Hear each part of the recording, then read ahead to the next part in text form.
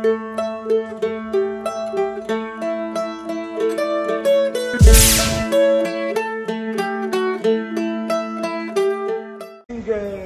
à face à Monsieur Laurent Sokoko. Laurent Sokoko, la blocking, mesdames et messieurs. On est en direct. La blocking avec Laurent Sokoko, mesdames et messieurs. On est en direct.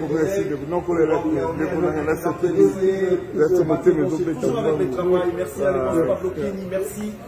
Alain Fousson, merci à Emmanuel.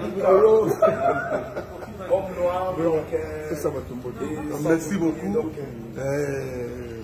Président a caché la terre, ou pas au Mokonzi, à Luanda, aïe pour tout signer un contrat à Arena. Aïe spécialement pour tout signer un contrat.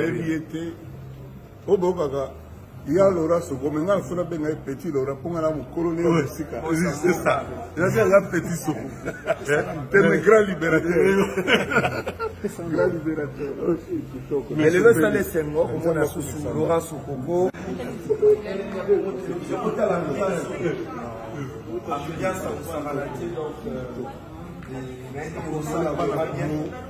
La bande de 30 jours appelant jour le Seigneur.